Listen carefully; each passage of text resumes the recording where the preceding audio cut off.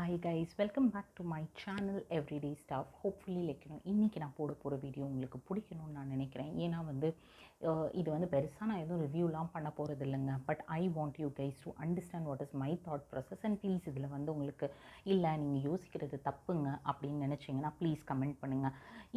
இன்னையோட ஜென்ரேஷனில் நீங்கள் பார்த்தீங்கன்னா பேரண்ட்ஸாக இருக்கட்டும், குழந்தைங்களாக இருக்கட்டும், அவங்க மைண்டில் விதைக்கப்படுற ஒரு விஷயம் அப்படின்னா இண்டிபெண்ட்டாக இருக்கணுமா நீ, அதனால் படி படி படி அப்படிங்கிற மாதிரி அந்த கான்செப்டை ரொம்ப சொல்கிறோம்.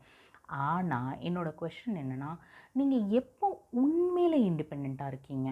நீங்கள் எஜுகேட் பண்ணி ஜாபுக்கு போயிட்டீங்கன்னா நீங்கள் இண்டிபெண்ட்டா? ஓகேவா? அதுதான் உங்களோட தாட்டா? அப்படின்னா நான் உங்களுக்கு ஒரு சில விஷயங்கள் இன்னுமே சொசைட்டியில் நடக்கிறத பற்றி நான் பேசுகிறேன். ஓகேவா? அடுத்தது நான் பேச போகிறது ஜெண்டர் ரோல்ஸை பற்றி. இப்போ உங்கள் வீட்டில் ஒரு பொண்ணு இருந்ததுன்னு வச்சுக்கோங்க. அந்த பொண்ணு நீங்கள் இல்லைம்மா நீ வீட்டு வேலையெல்லாம் பண்ணணும், மாமியார் வீட்டில் போய் இப்படி படுத்து தூங்குனீங்கன்னா எப்படி நடக்கும்? காலையிலே எந்திக்கணும், சமைக்க தெரியணும், வீட்டை பெருக்க தெரியணும் அப்படிங்கிற மாதிரி விஷயங்கள் நம்ம சொல்கிறது ரொம்ப இதுவான விஷயம். அதே மாதிரி பாய்ஸாக இருந்தாங்கன்னா நம்ம என்ன பண்ணுவோம்னா அவங்கள எஜுகேஷனுக்கு ரொம்ப ப்ரெஷர் பண்ணுவோம். இல்லைப்பா நீ படிச்சே ஆகணும், நாளைக்கு ஒன்று நம்பி ஒரு பொண்ணு வருவா, நீ அவளை எப்படி பார்த்துக்க போகிற அப்படிங்கிற மாதிரி. இன்னிய வரைக்குமே நம்ம சொசைட்டியில் லாட் ஆஃப் கண்ட்ரீஸில் இதுதான் நடந்துகிட்ருக்குது. ஓகே, இன்னும் இதை விட மோசமாக நடந்துக்கிற கண்ட்ரீஸும் இருக்கிறாங்க. But let me not get into it, let me just talk about my country alone. So இப்போ வென் ஆர் யூ இண்டிபெண்ட்? அப்போ நீங்கள் காசு சம்பாதிச்சிங்கன்னா நீங்கள் இண்டிபெண்ட்டா அப்படிங்கிற மாதிரினா நீங்கள் என்ன நினைக்கிறீங்க இதை பற்றி? ஓகே, அப்போ நான் காசு ஏர்ன் பண்ணுறேன், அப்போ நான் இண்டிபெண்ட்டா அப்படிங்கிற மாதிரி. இதுதான் கொஷனே இன்றைக்கி என்னோடது. So only being financially independent is இண்டிபெண்ட்டா அப்படிங்கிற மாதிரி தான் இன்றைக்கி என்னோடய தாட்.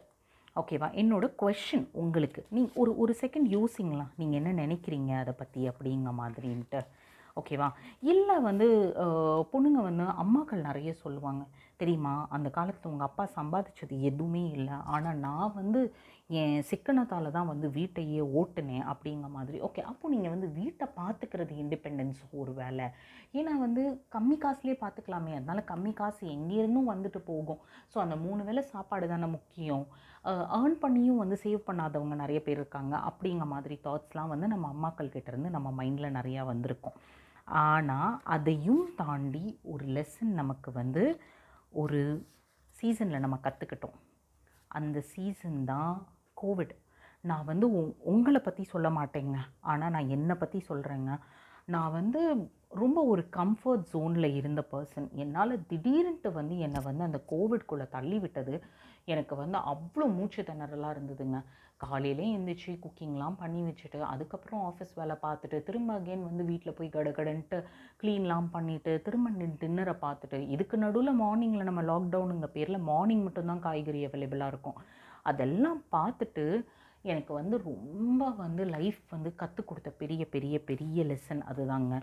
அந்த டைமில் தான் நான் இந்த விஷயத்தை புரிஞ்சுக்கிட்டேன்.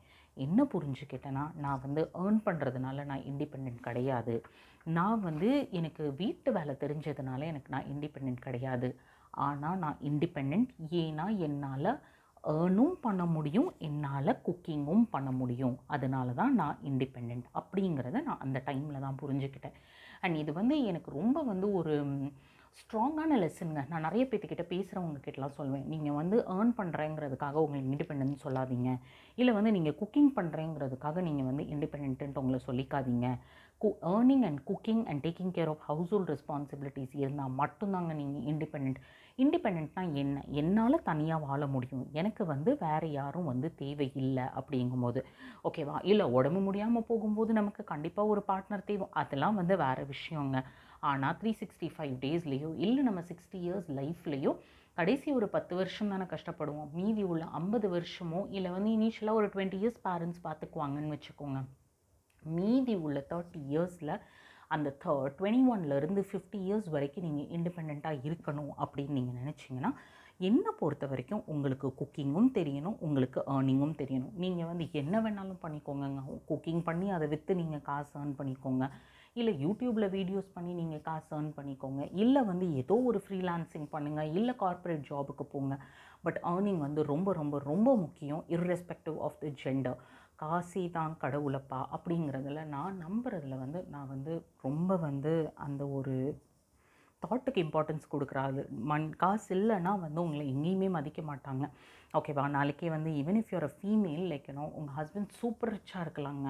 ஆனால் போகிற இடத்துல உங்கள் பின்னாடி பேசுகிறவங்க என்ன சொல்லுவாங்கன்னா, ஆமாம் சும்மா புருஷன் காசில் ஆடுறான் அப்படிங்கிற மாதிரி தான் சொல்லுவாங்க. உங்கள் காசு என்றைக்குமே உங்கள் காசு தான். ஓகேவா? அண்ட் இன்னொரு விஷயம் என்னென்னா, நாளைக்கு உங்கள் ஹஸ்பண்ட் கூட ப்ராப்ளம்னா அப்போது அந்த டைமில் அவரும் சொல்லி காமிப்பார், இது வந்து ஏன் காசுமா அப்படிங்கிற மாதிரி.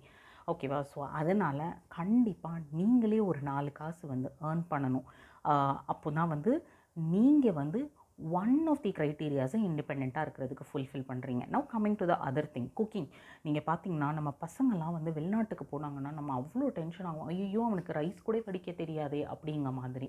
இதுவே நம்ம பசங்களுக்கு குக்கிங்கும் சேர்த்து தெரிஞ்சிருந்ததுன்னா நம்ம அதை பற்றி கவலைப்பட வேண்டிய தேவையே இல்லை. அதனால தான் I'm telling earning and cooking both are equally important. Because cleaning வந்து யார் வேணாலும் பண்ணிக்கலாம். பட் ஏர்னிங் அண்ட் குக்கிங் பண்ணால் மட்டும்தான் நீங்கள் independent. And that is my view point. உங்களுக்கு என்ன தாட்டு, உங்களோட தாட் ப்ராசஸ் என்ன அப்படிங்கிறத ப்ளீஸ் எனக்கு வந்து கமெண்ட் செக்ஷனில் ஷேர் பண்ணுங்கள். இந்த வீடியோ உங்களுக்கு பிடிச்சிருந்ததுன்னா ப்ளீஸ் கமெண்ட் பண்ணுங்கள், லைக் பண்ணுங்கள், சப்ஸ்கிரைப் பண்ணுங்கள் என் சேனலை. So that I'll be motivated to share such more videos. Thank you. Bye bye. Until I meet you in the next video.